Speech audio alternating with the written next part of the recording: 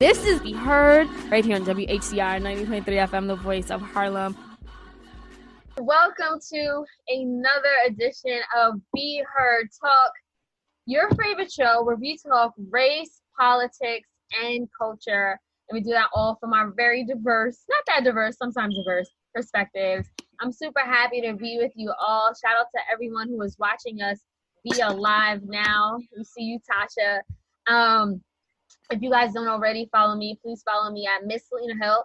That's Miss with an M-S. And if you aren't following Be Heard Talk, please do that as well. Be Heard Talk. Again, we're talking race, politics, culture. We have so much to unpack today. Happy Easter Sunday to all those who are celebrating. Happy Resurrection Sunday for all those who are like me, who wish you could be at church, but you're not, but it's all good. Yeah, so before we get into these main topics that we need to talk about, like, you know, the fact that Black people are dying at disproportionate rates from COVID-19, which is horrible, and the fact that Bernie Sanders is no longer in the race, again, something that is horrible, if you ask me. Let's talk about ourselves. So we have Stanley here with us, who I cannot see your face on Zoom right now, Stanley, but please grace us with your presence. Oh, sorry about that, y'all. Listen, I do tech too, so I was working on our tech. We're live on Facebook right now, so feel free to share this on Facebook Live. So we have Stanley here with us, who Oops. I cannot leave. Grace us with your presence. My bad, y'all.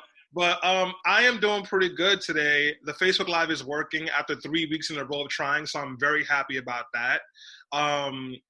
Madeline and I went out for a run, and she busted my behind on that. Like, she was at least like 3 miles ahead of me the whole time, but I finished the run. That was my first time going on a real run in years. Oh, wow. I'm going to do more because, like, what else can we do right now? I want to stay in shape.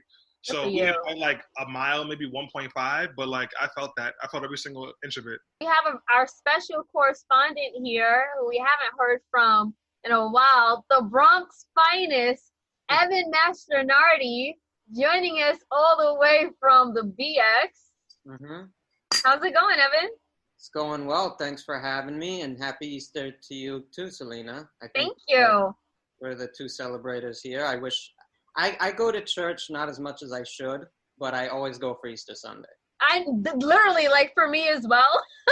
That was the Sunday that I always went. So Sunday, that's the big one. That's the big one. But one of the happiest celebrations. Seriously. Yes, so I'll actually be doing a Zoom meeting later for Easter. That's nice. The first. Okay.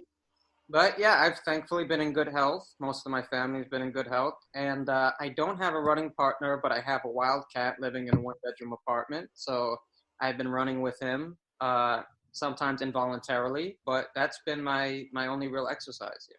That's not true. You've also been doing a lot of Facebook Lives with the famous Stanley Taluis, who defeated the coronavirus. He did. He had corona? Stan Talui did have the Rona, and he's our Rona champ. He beat it. Wow. Nice. He said, congrats. He said the secret is a lot of watercress. A lot of what? Watercress. What's that? You've never seen watercress? It's a veggie. They're a lot in Chinese food. Yeah. Kind of flat. Yes, I love those. You bite it. It tastes good. But his mom has been giving him a lot of that, and apparently that's been helping. That's good. Well, we're glad that he's okay and he's feeling better.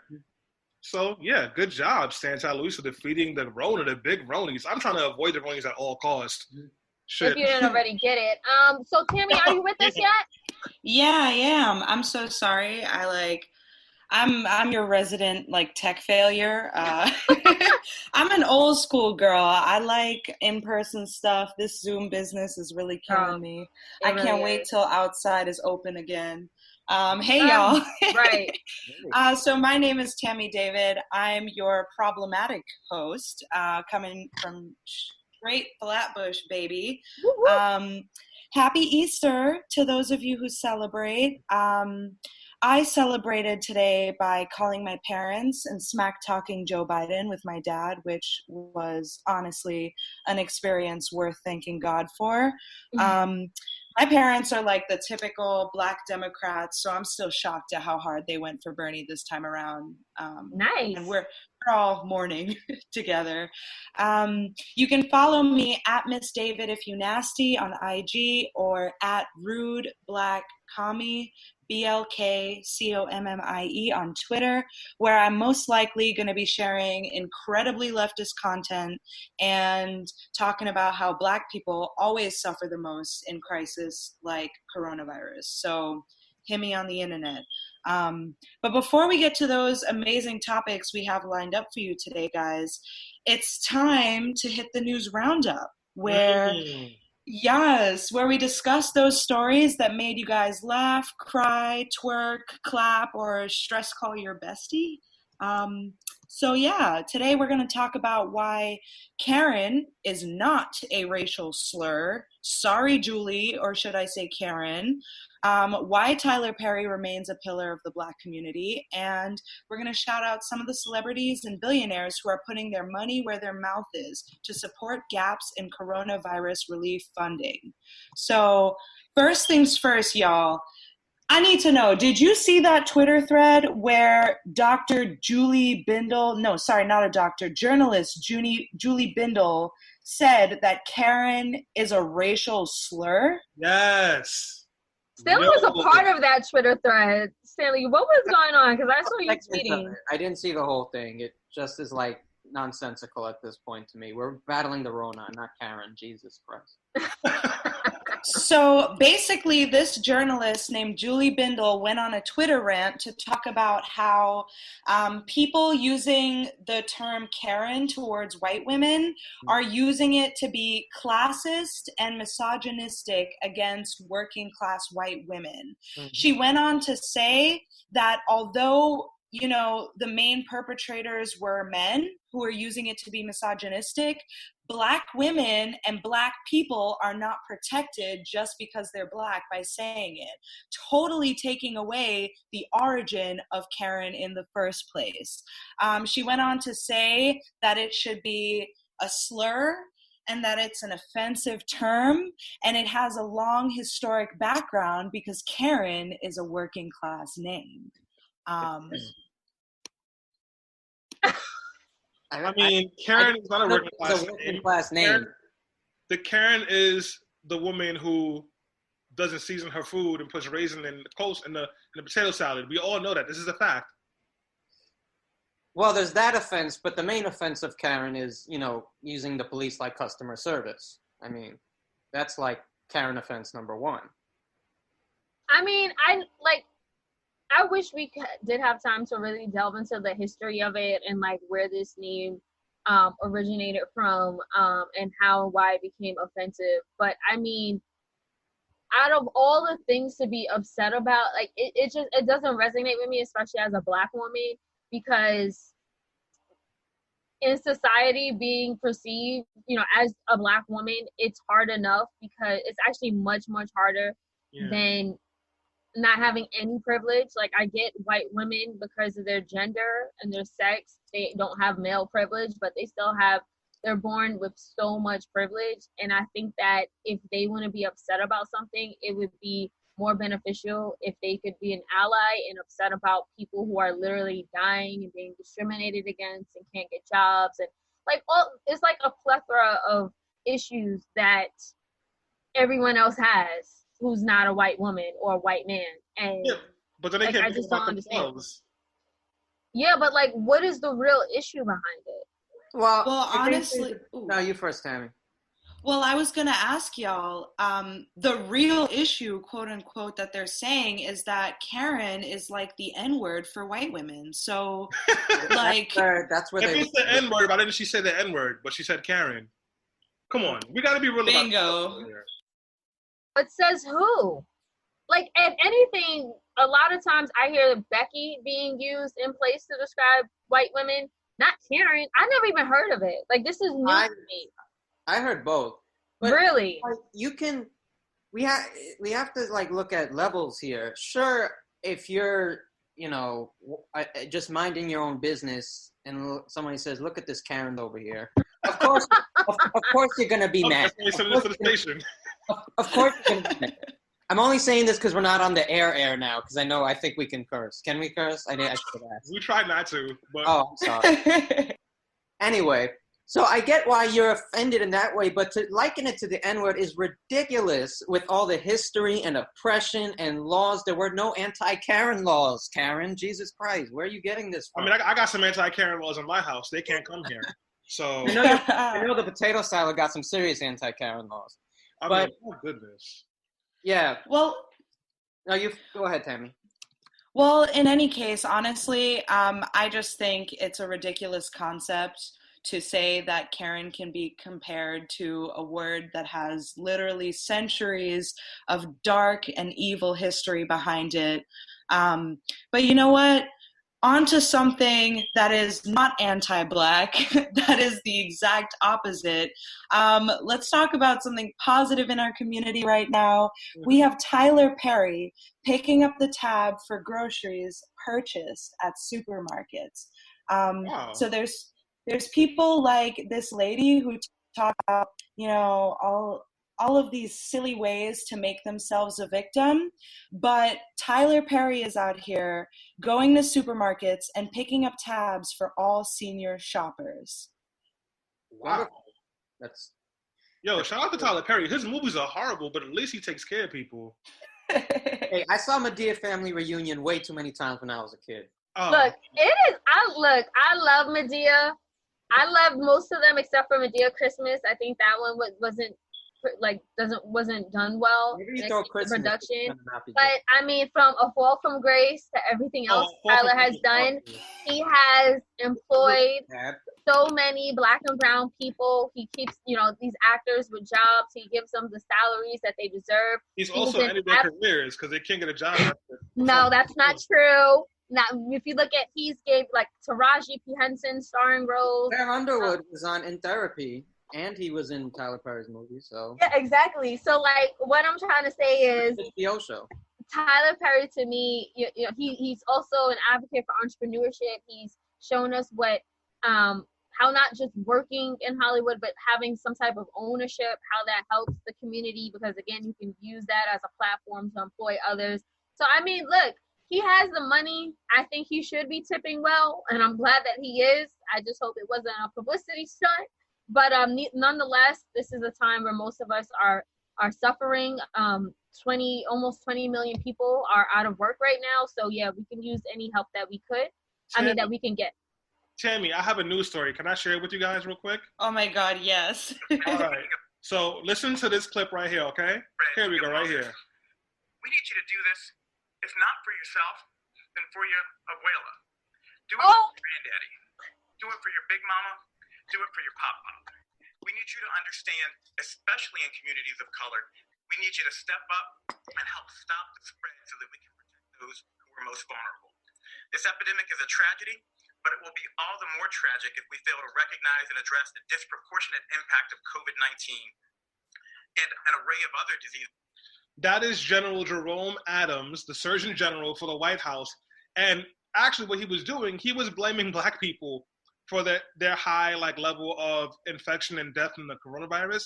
He said because they're outside drinking liquor and smoking cigarettes. And he said that they need to stay inside. And I know that because Uncle Tom was trending on Twitter for many hours on Friday because of that, because of his comments. Did you guys hear this? What do you think? Yes. When he said do it for your pop pop, I was like, he just said it like it was. I was like, was he trying to rap? Like, who wrote this? It was just such a ridiculous, horrible opportunity to try to reach out to the Black and brown communities that are dying and suffering because of disparities in healthcare and a number of other systematic ills that have put us at the bottom of the totem pole when it comes to being our priority to government systems. But like when he said abuela and granddaddy and big mama, I was just like, bro. And then so someone tweeted him and he was like, oh, you forgot one person. You forgot to say do it for your Uncle Tom.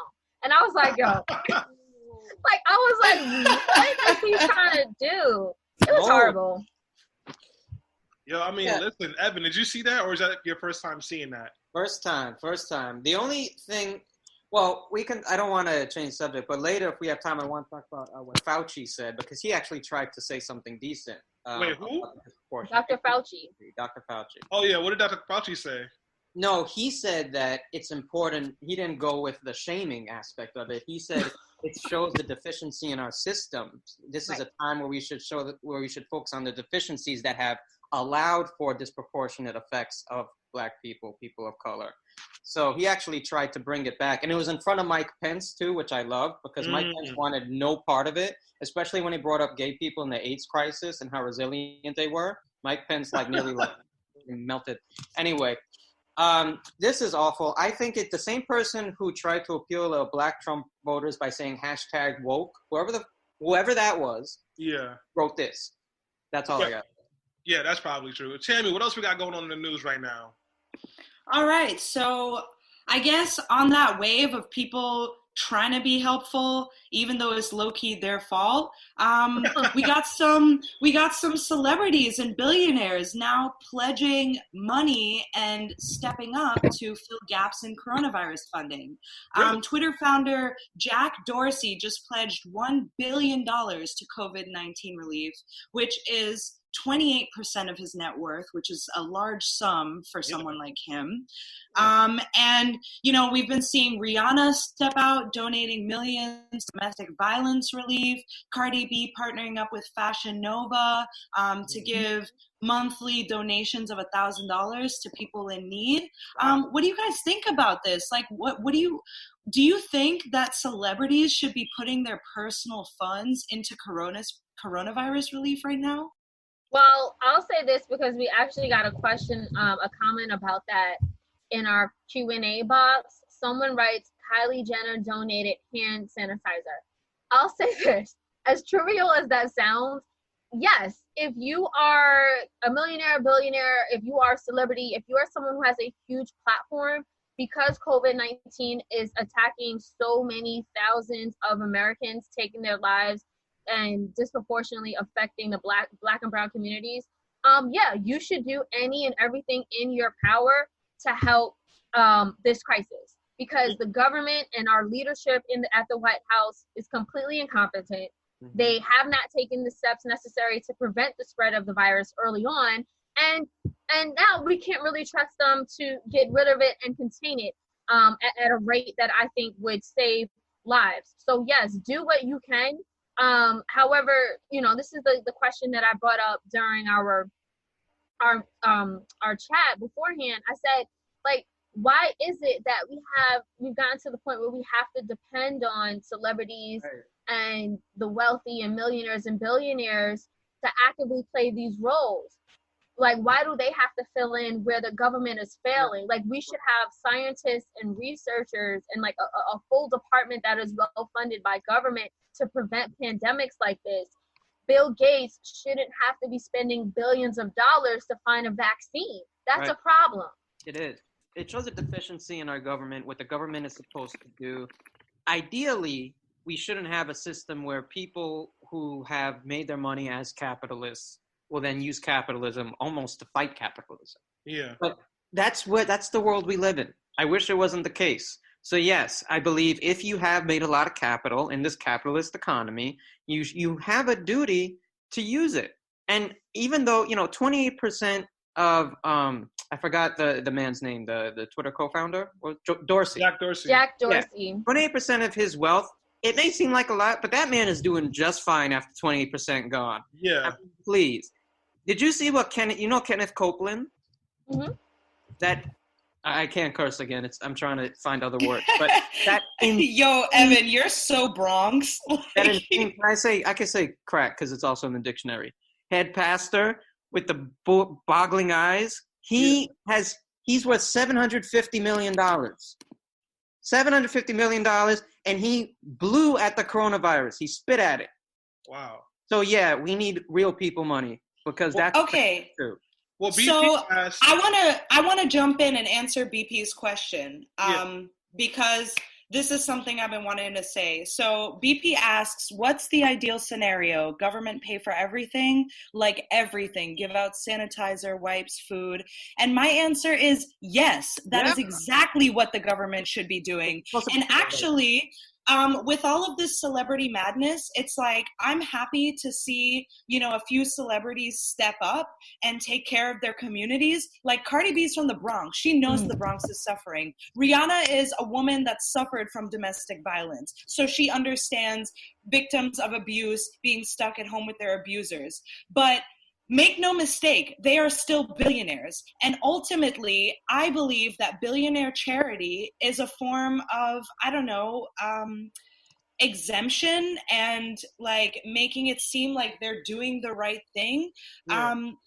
I don't know, like billionaires should be paying taxes, and because they don't, they're kind of let off the hook, and then we act like there's some sort of God for giving a little bit to charity. Like, no, this money should already be going to taxes so that the government can be funding coronavirus relief, so that we have the money to distribute hand sanitizer, wipes, everything. Like, why are governors and states battling each other right now for supplies? Right. And why are we on Twitter begging celebrities to please do something? These people are not government agents. They are entertainers. Yeah. And while it is a nice effort, it's not their job. It really isn't their job. I mean, and the fact of the matter is, the government is us. It's our tax dollars. So our tax dollars should be getting used to take care of us. It's pretty simple. It's not a ridiculous idea. And then also, Jack Dorsey, I very deeply appreciate what he did, but he's going to get that back in taxes. All of it. Tax write-off. He's going to make a lot of money off of this. So let's not be blind to that at all. Can I just throw in some good news real quick, Tammy? Yeah, of course, please. DJ Premier versus RZA last night. The RZA versus DJ Premier, the beat battle. That happened last night at 9 o'clock. That was one of the best hip-hop moments for me in a long time. They were playing their best beats. Nas started trending on Twitter because the song Verbal Intercourse played, and of course Nas bodies that track. It was so much fun. Stanley, thank you. No problem. Thank you for sharing that like nice little segment before we move on into our first main topic. Yeah. We needed that little bit of light heart before we get into this heavy conversation. Oh God, yeah. We are definitely into our conversation, huh? All right, so I guess I won't avoid it anymore. So folks, thank you first off for participating in the news roundup. We're gonna start changing gears now and heading in towards one of the main topics we're having today. And that's really talking about the coronavirus, COVID-19, and the impact it is having on Black and brown people. We know that in the United States, over 500,000 people have already died from COVID. Have been infected with COVID, including over 6,000 in New York State alone. But as we said when this thing first started to pick up steam, Black people are suffering worse because when white people catch a cold, Black people catch pneumonia. So I'm going to do a quick screen share because I want to share with you guys some pretty troubling facts about what's happening with the coronavirus right now. So just bear with me for 2 seconds, guys, so you can see this. I just want to make sure you guys had access. So can you see the screen? I can, yes. All right, perfect. So attendees will see it too. So on the left-hand side is Black percentage of population. On the right-hand side is Black percentage of COVID deaths. So Chicago, Black people make up 30% of the population. Yep. They're 70% of the deaths. In Milwaukee, Wisconsin, they make up 26%. They're 66% of the deaths. In Louisiana, 32%, 70%. In Michigan, 14, 52. Mississippi, 38, 71. And what you're seeing here is what we talked about. And I'm not saying this because I want to give an I told you so, but Black people in all the states, but particularly the southern states, are having significantly higher death rates. In Texas right now, the governor is trying to relax the social distancing to get people back to work. Who do you think that's going to hurt the most? Black and brown people. Even in New York, which is supposed to be a progressive bastion, Black people make up 22% of the population and 28% of them are dying. It's a much higher rate than white people who are dying in the state. And that is happening all around the place. And now people are starting to ask the question of why is that? but they're giving some pretty lazy answers. So we just want to take this moment here where we could just actually dig into this together as a team and really unpack, like, why are so many Black people dying? And I really want to start off by, like, just getting the conversation going like between the four of us, and then we'll take some questions from those in attendance. Selena, we know that CNN is shocked about this all of a sudden. We know mainstream media is covering this, but they're not really getting to the big points. Why are so many Black people dying at disproportionate rates? I mean, the answer to that is exactly what we've been discussing for the past few weeks on Be Heard Talk. It is disparities in healthcare. We know that Black people in particular have not had access to healthcare, whether it is because they don't have jobs that provide healthcare, whether they're freelancing or they're contractors or they're just unemployed. We know that the unemployment rate in the Black community was always around double that of the general unemployment rate. So again, that was a big issue. The fact that healthcare is tied to employment itself is a huge issue. So again, access to healthcare is one of the primary reasons why we're seeing this. And as a result, because we don't have access to healthcare and primary care doctors, we don't have our health status itself is also something is in jeopardy. Like, Black people have the highest rates of obesity, hypertension, sugar diabetes, and a number of other things, simply because, again, we don't have that healthcare. Another reason is, I grew up in a predominantly Black community in St. Albans, in Queens, and I would be remiss to say that I didn't notice how in a 5-mile ratio there's access to KFC, Burger King, McDonald's. The McDonald's is walking distance from a number of public schools. And then when I go to visit my friends in suburban areas in Long Island, it's like the McDonald's is miles and miles away. So yeah. I think that another reason is, like, we don't have, and I say that to say we don't have access to healthy foods. A lot of us live in food deserts where we can't get access to fruits and the vegetables that we need. But again, because we have these fast food chains that are so convenient for us, that's what our kids are eating, and it's affecting us. So that's another reason. Just real quick, before we go on to Tammy and Evan, I just want to let folks who are listening know we are launching a poll right now asking, is the COVID-19 killing Black people because they are less healthy or because of structural racism? So that's a poll. We'd love to get folks' answers. The poll is in progress, so make sure you take care of that. Now, Tammy, would you agree with Selena? 100%. Go ahead. Sorry, I'm so sorry, but no, Selena, you nailed it. Like, our neighborhoods are not prepared for health and well-being. And this is a structure that's been in place ever since desegregation, we don't, first of all of those things are correct. We don't have access to good and healthy foods. We don't have access to healthcare. We tend to be essential workers on the front line. But I want to talk about that other part of the poll because, Stanley, I'm torn. It's a little bit of both for me.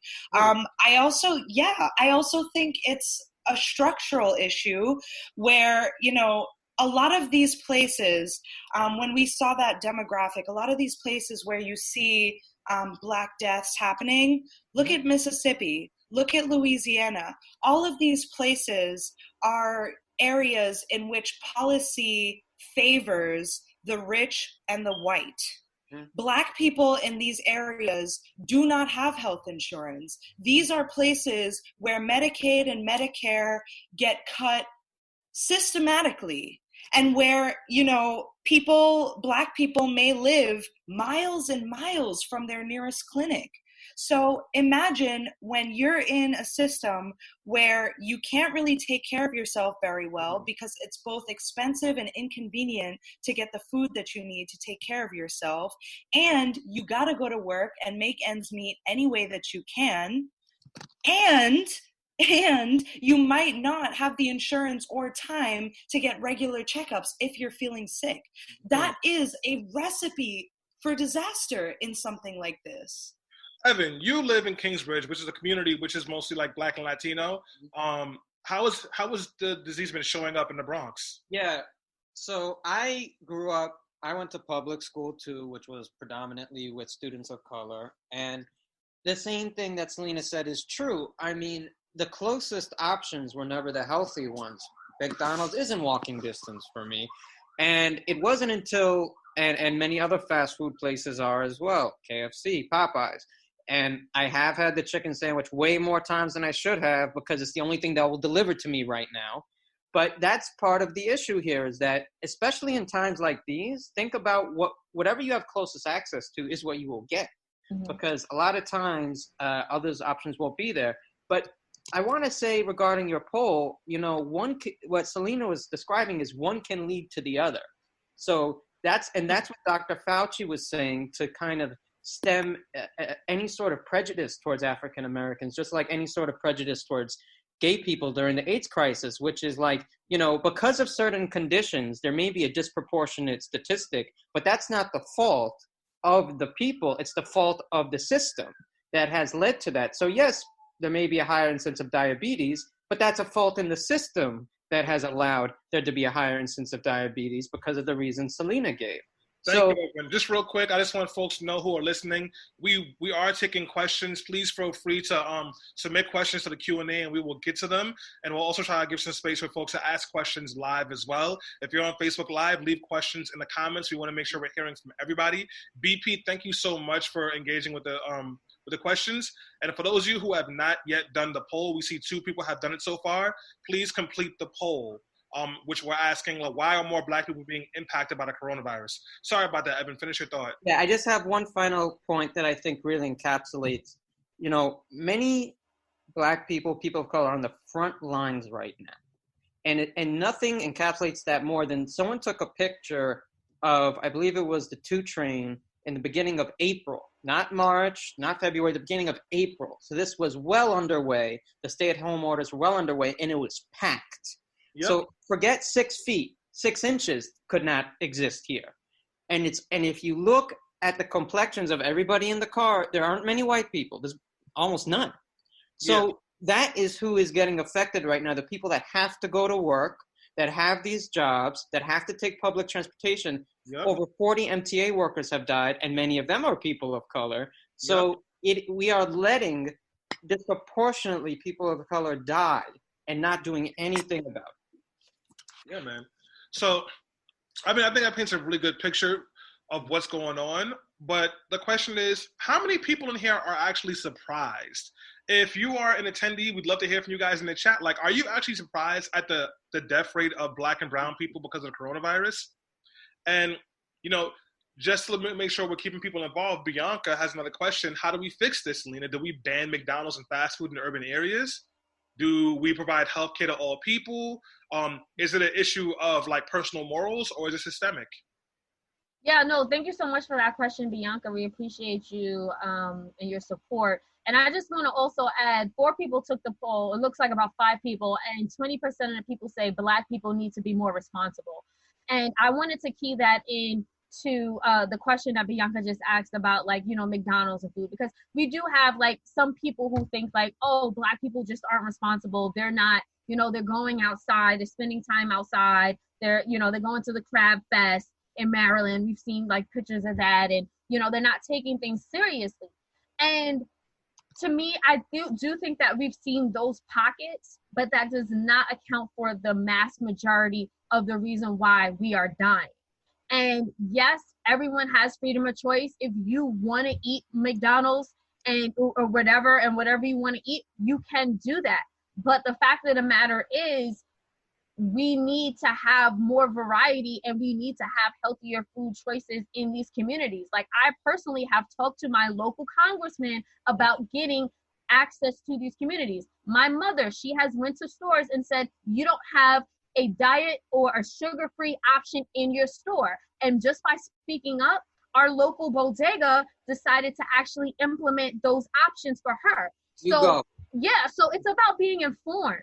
I think that the more informed we are, then the more empowered we are to actually take the action that needs to be done to keep our people alive. This is a matter of life and death at this point. And no, I'm not surprised, Stanley, because we've been talking about this on Be Heard Talk for weeks. We knew that this was going to disproportionately affect Black communities for all the reasons that we just gave. Now it's about taking the action. And I just want to end by saying this. Angela Rye made an excellent point on revolts state of they did an emergency panel about COVID-19, and she basically said that Black workers are the only people that matter to white America and corporate America.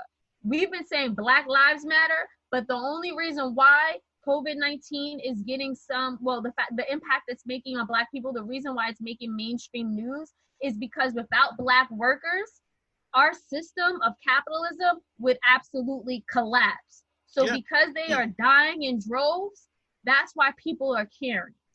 And I thought that was an excellent point she made. Well, Tammy, I'm going to bring you up first because you haven't been on for a little bit, but I also want you to respond to Janera's comment. What she said is structural. It's a lost faith in the social systems that are supposed to protect us. Do you think people are losing faith in the social systems? Did you have any faith, Tammy, as the crazy lefty, along with me on the show? No, I didn't. And honestly, there's two open questions right now that, kind of conflict. And I really want to talk about like the conflictual nature because it's exactly the 2 points that we ask in the poll.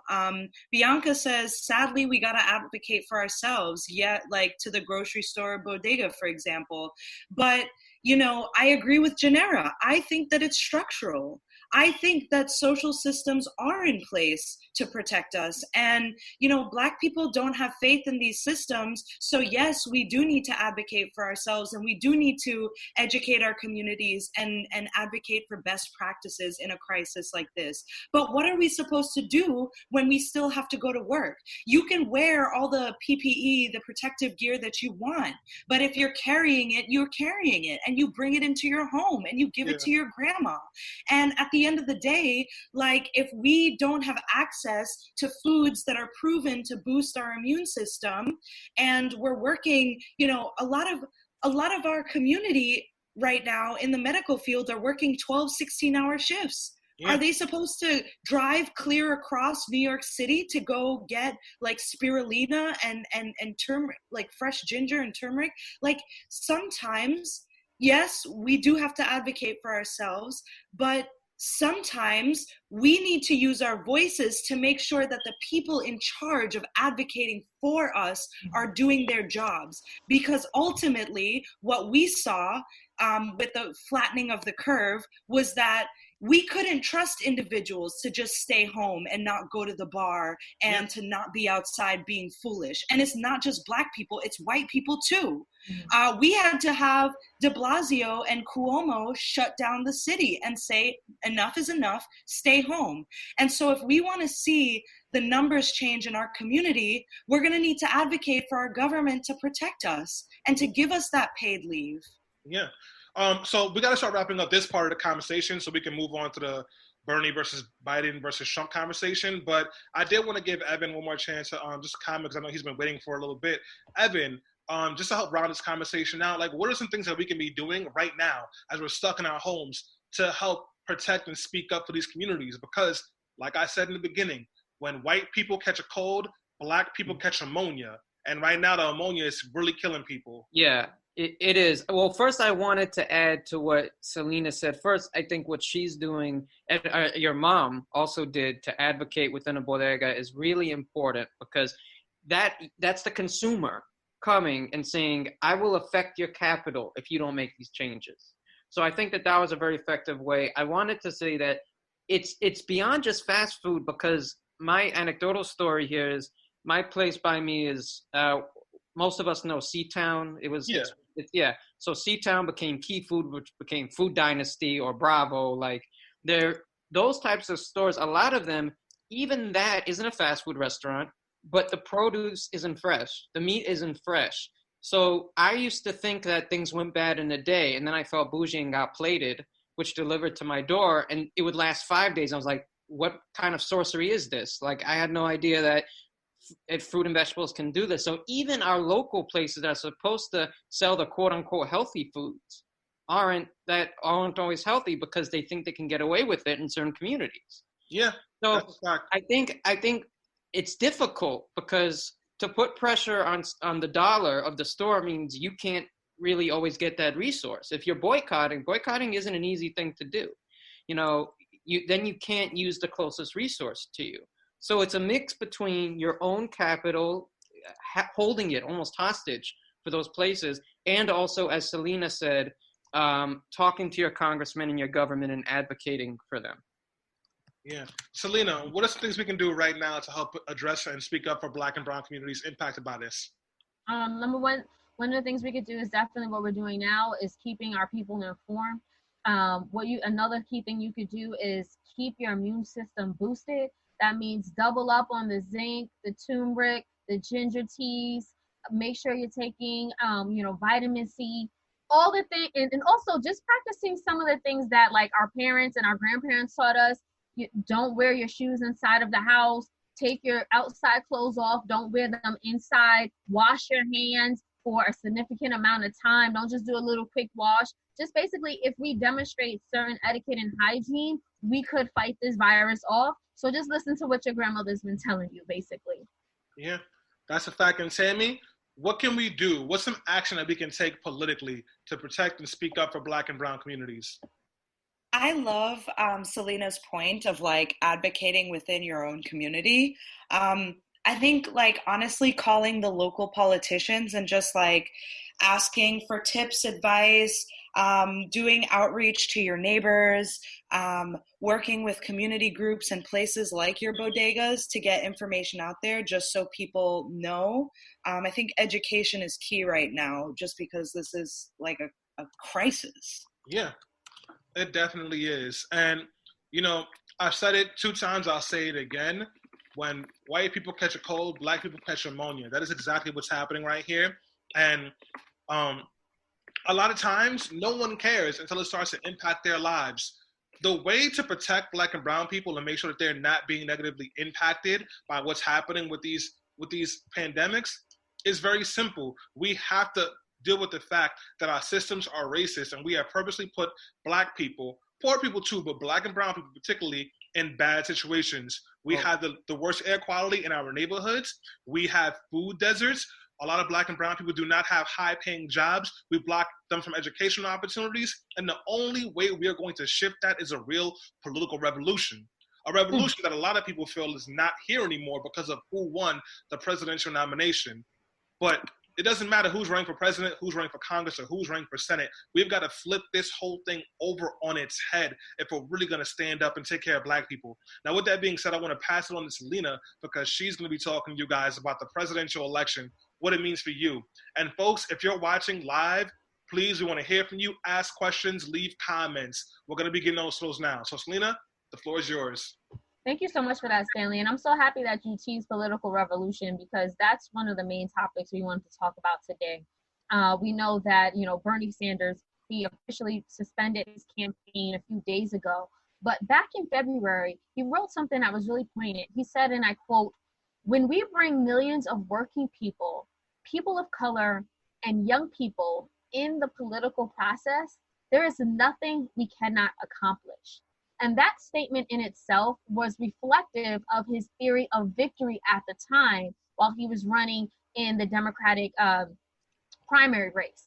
And that theory was that socialist politics centering on universal health care and expanding different government programs would unite the working class and turn young people out to the polls at an unprecedented rate, creating a multiracial, multi-generational coalition that would eventually lead him to the Democratic nomination and ultimately the White House. And at the time, it seemed feasible, especially since Bernie was galvanizing thousands of people at his rallies. You would see like 25,000 people come out, and he had so much energy on social media.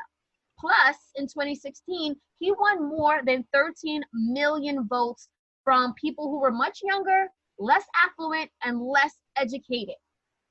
However, in the end, his approach failed. It was Joe Biden, not Bernie, who assembled a multiracial working class coalition in key states like Michigan, where Biden won every single county, regardless of the income level or racial demographics. Bernie, he had support from young people. However, they did not turn out in numbers when it came to actually going to the caucuses and the primaries. In addition, no one can forget Joe Biden's overwhelming victory in South Carolina, which proved that Bernie did not have a strong handle on Black voters, a key demographic for any Democrat who wants to win a national election.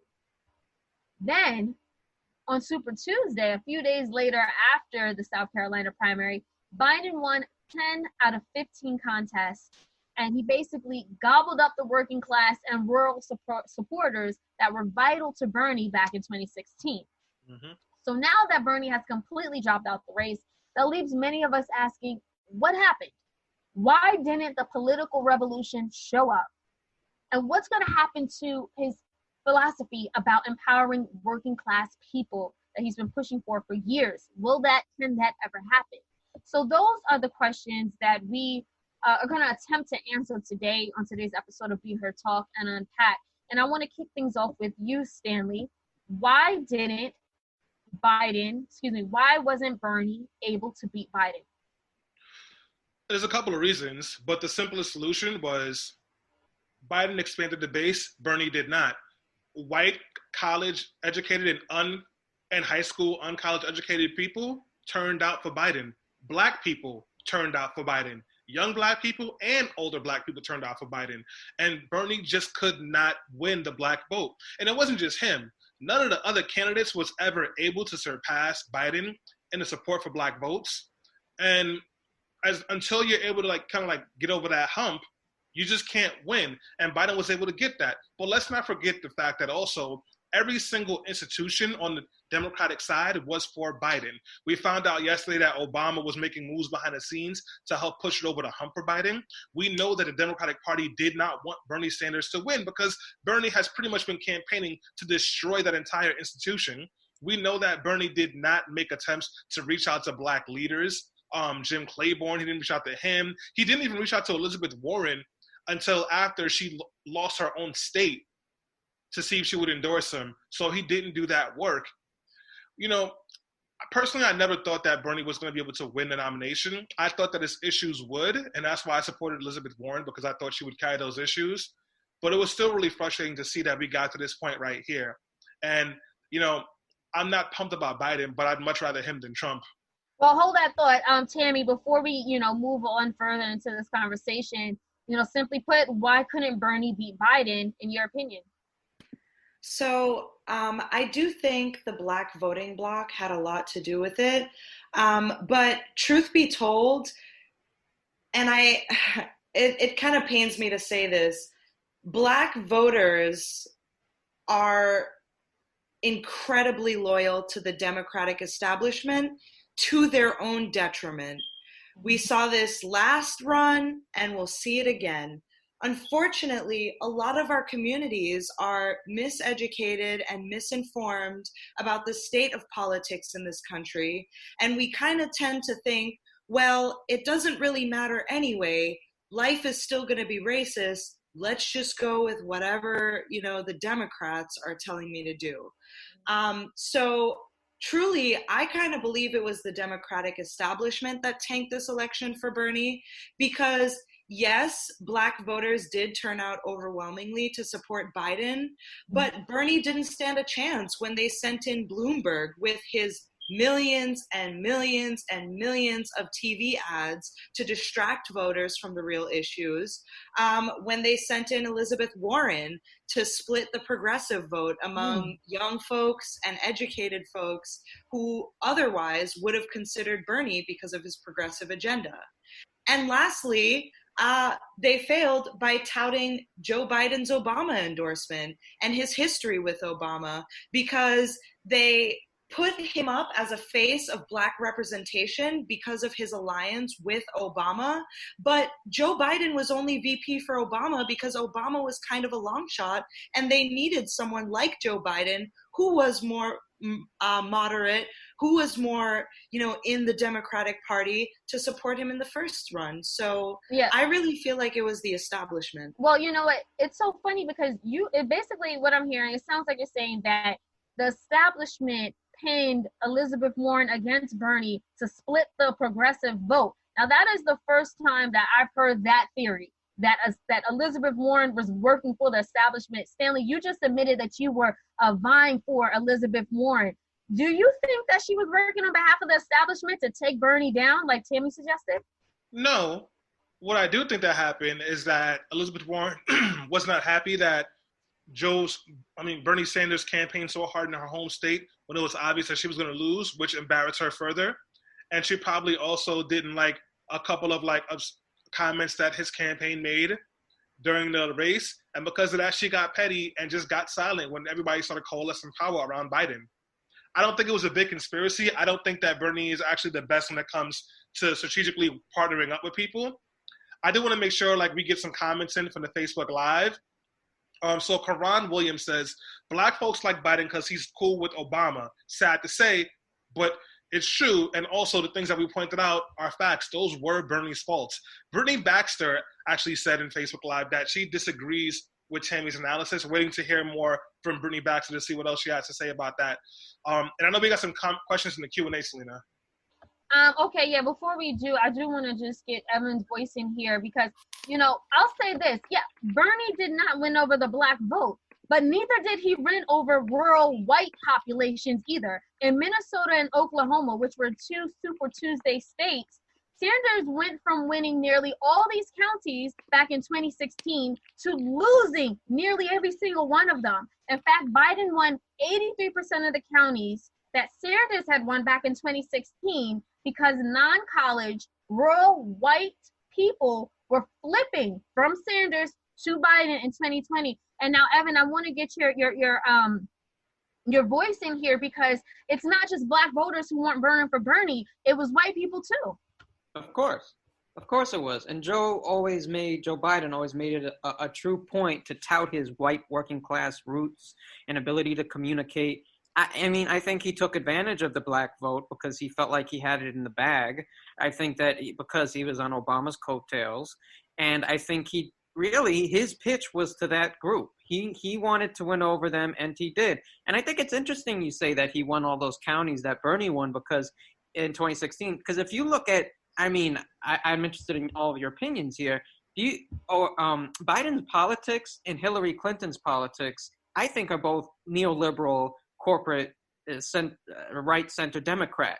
But Bernie, that shows how unlikable Hillary Clinton was, and I also think that shows a little bit of the sexism there too, because for there to be that stark a contrast with very similar politics and placement in the Democratic Party, I think that also says that they didn't like Hillary Clinton more for just her politics too. But I just want to say, just to the broader issue, I think it's a combination of both. Bernie certainly didn't turn out the communities he needed to, but at the same time, I agree with Stanley that Bernie does not coalition build as good as he needs to strategically, and he didn't make enough alliances with the Black community and Black leaders. And I think that's a detriment to him for the second time now. Yeah, and before we get to some of those questions, I want to add this in because I 100% agree with everything that was said, but let me add in this point here. To me, this election proved that Americans do not primarily vote because of economic class and because of their own class issues. If they're working class, they don't vote based on policies that would help them, whether that's universal health care, free college tuition, etc. What this shows Americans are voting for is they vote based on their own identity and a party affiliation. They vote even race and religion.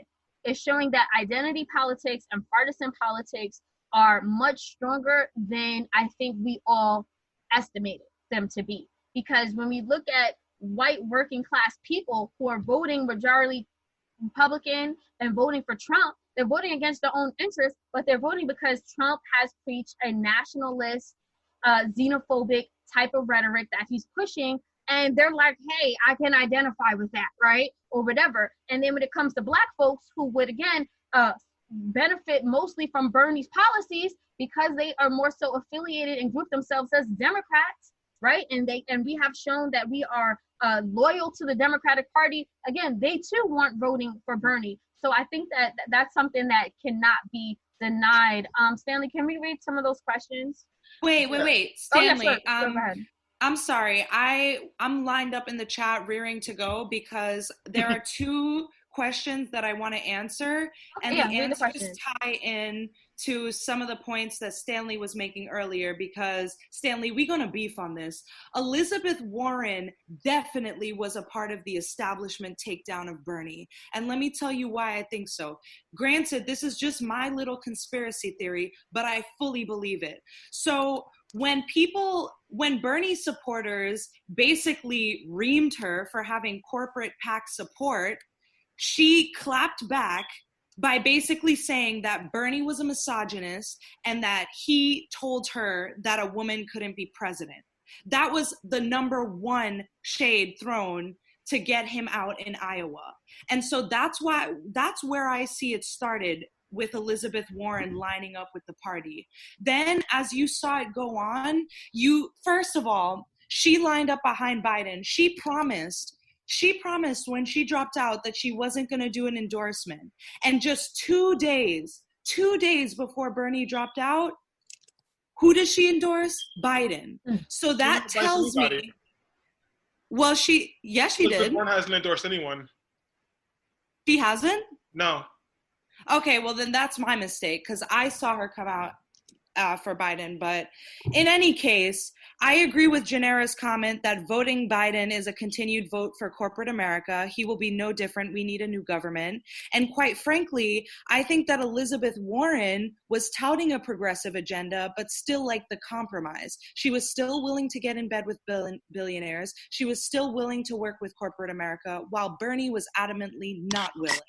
And to Bianca, while making Bernie VP sounds like a good option, I believe that Elizabeth, the Democratic establishment's progressive sweetie, I think she's going to get the VP nomination, honestly, because Joe Biden has pledged to make a woman VP. And in order for him to garner the progressive Bernie Sanders voters that want a progressive policy, I think he's going to offer it to her. Stanley, please, direct response to Tammy, who just, talked about that theory, that conspiracy theory of Elizabeth Warren being a plant for the Democratic establishment to take Bernie down. I actually want to let Brittany Baxter respond. She's been listening, so I put her up. I unmuted her so she can respond. Brittany, the floor is yours. Hey, y'all. Long-time listener. Love the show. I have a few things that I have to respond to, right? Because I think we're forgetting that, one, Elizabeth Warren wanted to run last time and actually would have had significantly more success in running, but she decided to take a step back because she was told it was Hillary's turn. And the reality of being the president of the most powerful country on earth is that you do have to compromise. It's not a job for someone who is willing to die because of moral purity. And the reality is Bernie has positioned himself, right? And I am, as a Bernie supporter who used to work for Working Families and actually went knocking doors for him last time, I also recognize that the problem is that one of the clear traits of a strong leader is that you know when to compromise and meet in the middle. The reality is we can't just die on those hills, because the folks who are going to die first are going to be Black and brown folks. And I wanted to circle back and just say a couple things about Biden and why Black folks voted for Biden. Black people voted for Biden because we know that white folks will talk all this shit about being progressive, and they will go in that voting booth and betray us again. And so Black folks know how to hedge our bets and protect ourselves and get in line and do what we need to do, right? We at least know Biden. We know what we're dealing with. And I think that it's kind of disrespectful and insulting to Black folks to say that it's a matter of being uninformed. We're informed by generations of watching the way that we are used as pawns in this country, that we're exploited by both parties. And the reality is that we can't use this moment to destroy the Democratic Party, because at the end of the day, we can't equate the Democratic and Republican Party. Democrats are trash, but we also understand the infrastructure, and we can take over the Democratic Party. So those are just the things that I felt like. And the reality is after 4 years of Trump, I think for a lot of people, they wanted a return to normalcy. And Bernie is too much. He was just too much. He represented too much of a shift for folks who have already been dealing with the tumultuous reign of Trump, right?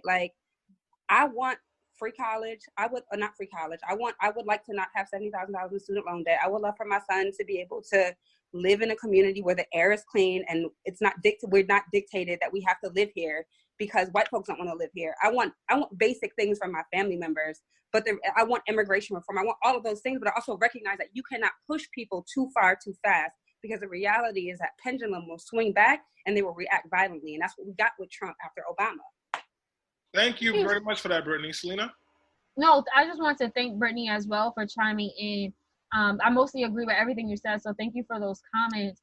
Just to move the conversation forward, we talked about the fact that Bernie did not win over enough Black support. Brittany just gave a strong analysis on why she thinks more Black people weren't voting for him. She basically said that he may have been seen a little too radical, or that shift would have been too strong, and we see what happened. So maybe, Black people are more moderate or conservatively thinking when it comes to things like that. Stanley, are there any other reasons why Bernie could not win over more Black voters? He didn't try. Like when you're having a rally at an HBCU, when you just got your behind kicked in Super Tuesday and you cancel the rally at the HBCU so you can go and rally with some white folks, that's telling me you're not really considering the effort it takes to organize Black communities. You need, especially in the South, you got to be in those churches. You just have to. And because a lot of these people, they vote on their religion, they vote on their morals, and it takes more work. And the fact of the matter is, it's not just because Bernie and his team didn't organize hard enough. They had a brilliant team. They really did. But I think the hard lesson that I've had to learn in this is just that, like, everybody was not ready. We need to do more work to get people on our side. If you look at the polls now, though, most people think we need universal health insurance. Most people are with us on student loan forgiveness. So Bernie has done what his original job was. In 2016, when he ran, he wanted to push Hillary to the left. He never had an expectation to win. He's done that. And now Biden has to deliver. That's why you see Biden all of a sudden is saying, we should do student loan forgiveness. And he's increased it. And now he's talking about a public option. Bernie's campaign has been successful. And also shout out to Bernie, who's keeping his entire campaign staff covered with health insurance until November. Tammy, Bernie was your guy, just as he was mine. Why couldn't he get more young progressives and people of color like yourself out to the polls? Honestly, I'm not sure what it was that, I feel like I'm plugged into this field, so maybe I have like bubble vision because, I get all the Bernie texts. I get calls from Bernie supporters. I know when to go to the polls. But I think it's exactly what Stanley said. He didn't try hard enough. He just didn't try hard enough in the areas where it counted. And on a national platform, he made a lot of noise. But I think more local and intricate work with our local leaders and with our, national leaders of color who have influence in different groups and areas, I think that would have made a key difference in getting, our demographic out to the poll. As for young people, young people don't want to go vote. Like it's hopeless for them. They saw what was happening in Iowa in the news, and they said, there's no chance. We don't want to go. What's the point? Thank you so much for even giving that information. Evan, Bernie's out. His ideas, obviously, he has left a legacy of ideas which has pushed the Democratic Party, but he's out the race. Do you plan to vote in the 2020 election, even though Bernie is not going to be running? Of course, although my vote doesn't count as much in New York. But, I told you I was going to mention this, so I'm going to now that we've shifted to Biden.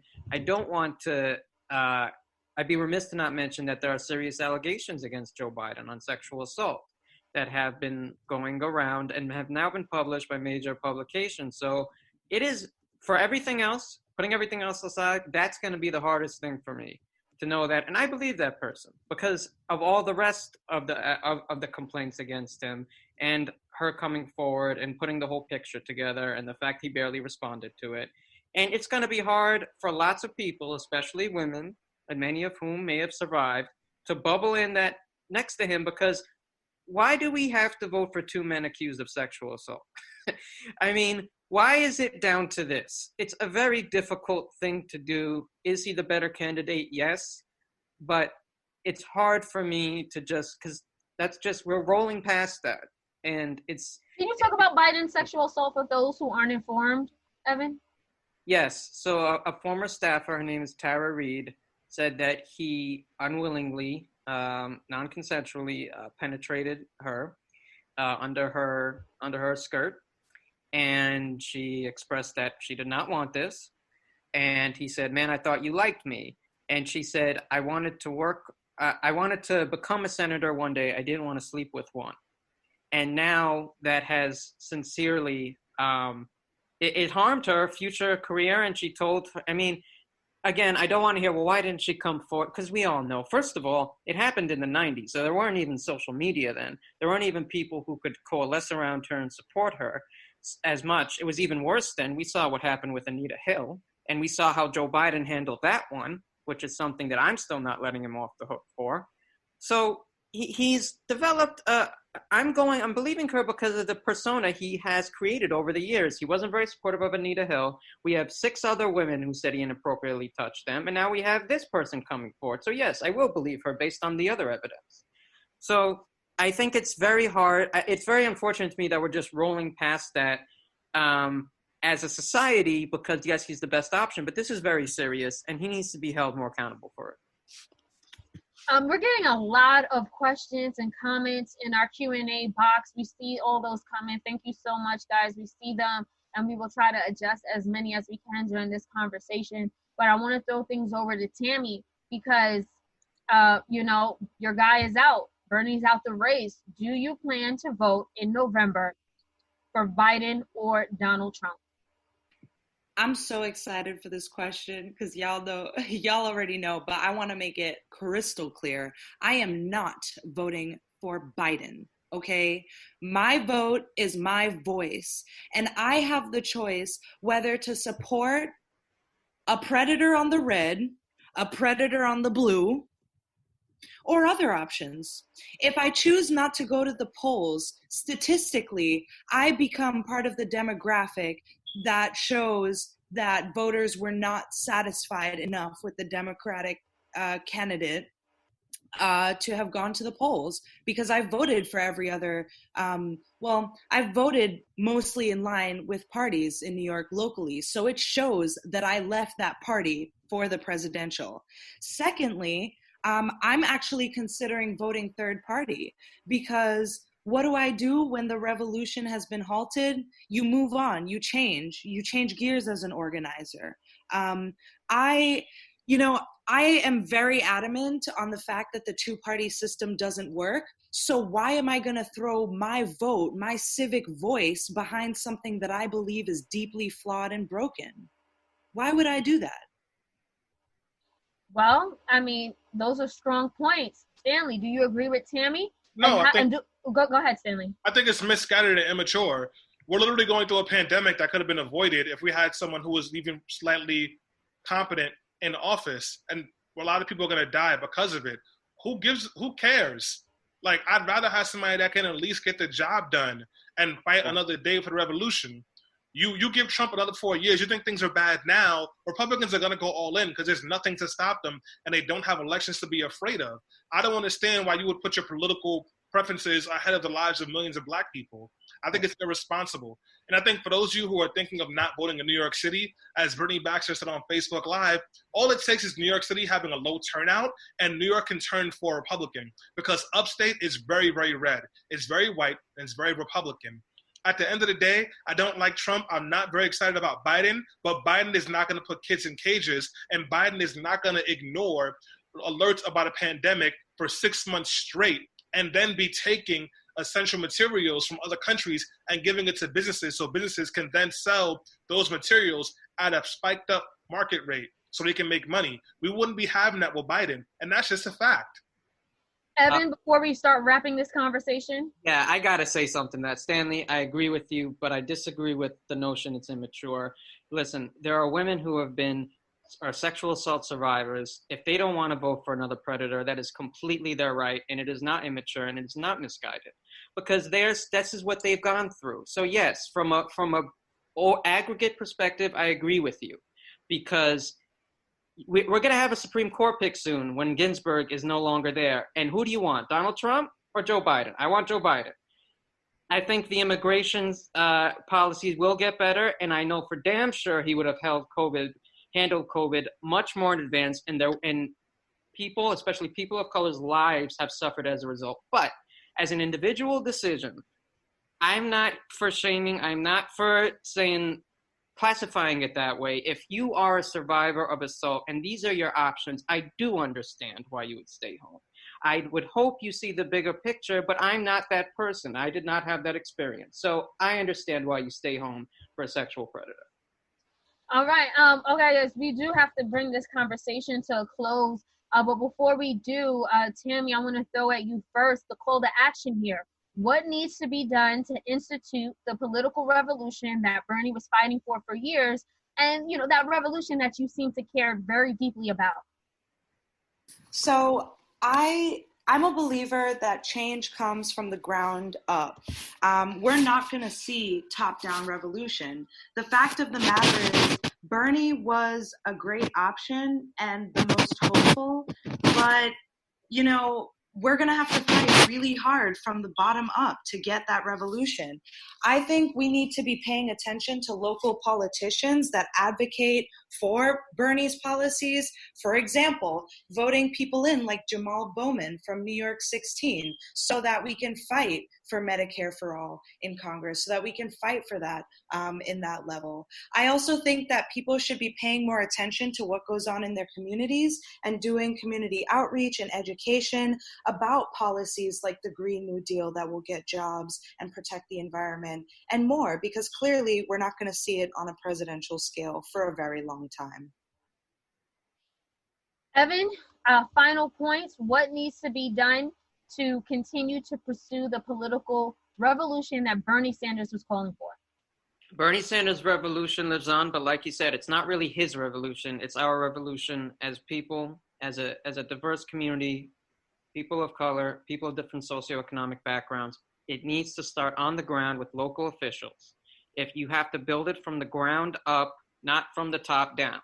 So we need to vote in local elections, and we need to pressure people to vote, to show how their interests are on the line if they don't vote. Stanley, final words on what needs to be done to carry out the political revolution Bernie outlined years ago. Survive. Bernie didn't outline a political revolution. The Black Panthers did. Martin Luther King did with the Poor People's Campaign. Harriet Tubman did by enslaving hundreds of Black lives from slavery. We've been doing this work for years. The fact of the matter is no one old white man who yells consistently about the same thing is going to change the world. I'm really grateful for the work that Bernie did for putting this on the map, but Black and brown people have been saying these things for years. Whether it was the Black Panthers with the first Rainbow Coalition, which consisted of the Young Lords and the Patriots, I forgot the White Patriots, I think they called them, or Appalachia, like whether it was those folks or it was Martin Luther King before he was assassinated with the Poor People's Campaign. And when they were fighting for basic civil rights, they had the choice between somebody who said Black people should die and a choice from someone that said Black people should probably die, but I won't go that hard to kill them as long as they don't eat with my kids. Those were their choices that they had to consistently make. And what they did in that moment is they used the strength of the Black vote to get concessions. Right now, we're in that space. We got to get concessions and do enough to take care of the most impacted people and keep on fighting, because the political revolution can't happen if everybody's dead or starving to death. Thank you for that, Stanley. And I just want to end this conversation by saying, in order to carry out the political revolution that we need to be empowered, it starts with how we change how we look at ourselves. If you have a whole class of people who are identifying with millionaires from Manhattan, I'm talking about Donald Trump, and I'm talking about other elected officials who have a lot of money, who work in the private sector, and then they become elected officials, but they're somehow galvanizing classes of people, demographic, a whole population of people to vote for them simply because they look at themselves as they see themselves in that person. Something is wrong. Like, there is a huge disconnect. And I think that with Bernie and his campaign, they were banking on those people, a large swath of rural white working class people to vote and join their coalition because it makes sense.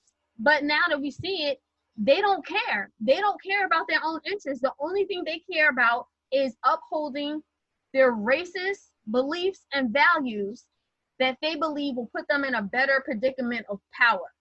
And Donald Trump and his army and his campaign, they've been successful in being able to galvanize those people simply because of white supremacy and racism. So I think that at the heart of this matter is really doing the work that needs to be done to educate people on racism, because it's not just Black people who are being severely disadvantaged. White people are literally voting against their own interests because they rather vote for a racist and a white supremacist who gives out these dog whistles. It's sad and it's disheartening, but to me, that's the real work that's going to have to be done in order to get any changes. I mean, the changes that we're talking about will only be instituted by elected officials who believe in us and are going to make those calls. If we continue to have Donald Trump for another 4 years, this is not, I mean, it's not going to happen. If we continue to have Congress being dominated by those same racist white Republicans, it's not going to happen. So I think that, we need to be smart about the 2020 election. We need to make sure that we're voting in a way that proves how serious we are about the changes that we want to see. And then we'll have to pick up the conversation after 2020.